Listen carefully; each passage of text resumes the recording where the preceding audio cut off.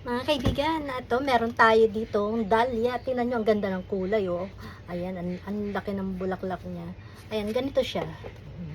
So ngayon, ito po ay bigay ng aking anak na si Kuya Jesse. So meron tayo dito ano, tatlong puno po niyan. So ayan, ito pa yung isa. Ayan, oh. At saka meron na silang suloy. So ngayon, ilalagay ko muna sila dito sa ating paso, tapos padadamihin natin yan, mga kaibigan. Ayan, maganda kasi meron na siyang suloy. Ayan. So ngayon lalagay natin dito. Ayan, nakapag ready na tayo ng paso, tapos nilagyan natin nato ng pataba at saka bagong lupa. Ayan. Tapos lagyan na rin natin itong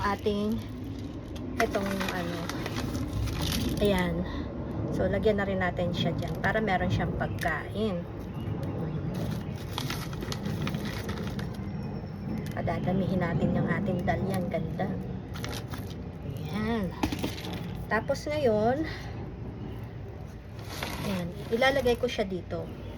I think siguro itong mga na to, pwede rin to kasi may mga ugat-ugat naman yan, pero pansamantala, anuhin muna natin, buhayin muna natin siya.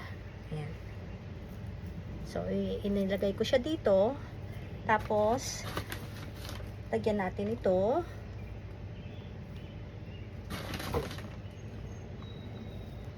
Ayan.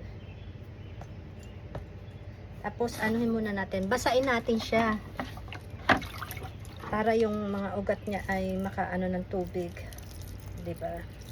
Ayan. Tapos saka natin uli siya dagdagan ng lupa.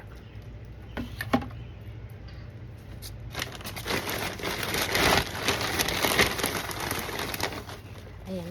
Ito kasi ay binigay ni Kuya sa akin.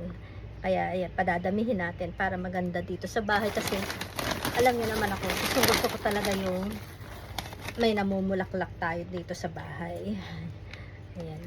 Madami na tayong halaman na namumulaklak. Pero yung ating mga rose ay hindi pa sila kasi naguugat. Yan. Tapos diligin lang uli natin para basa yung lupa niya. So ayan. Tapos yung iba, ganun din ang gagawin natin. So ilagay muna natin ito dito sa isang tabi. Ay! Medyo yung dami yung tubig sa niya. Ayan. Lagyan natin dito sa iba. Ayan. Tapos yung isa naman ang ilalagay natin. Ayun meron na siyang suloy. Diba? Palalakihin na lang natin.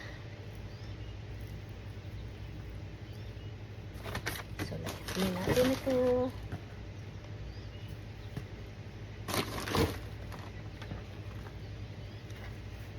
Ayan, magandang klase ng lupa kasi itong ginagamit natin.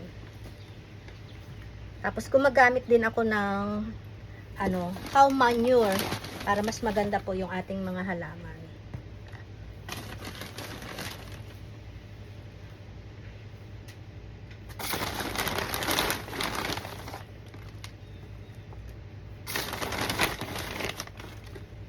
Para lumaki sila ng maganda. So ayan mga kaibigan, ganyan lang po yung ginagawa ko. Tapos anuhin lang natin, didiligan lang natin para maabasa yung kanyang mga ugat-ugat ba. Ayan, at makasipsip sila ng tubig. Ayan, ganyan lang po mga kaibigan. Tapos padadamihin lang natin yan. Ayan, maraming salamat sa panonood nyo. Paalam!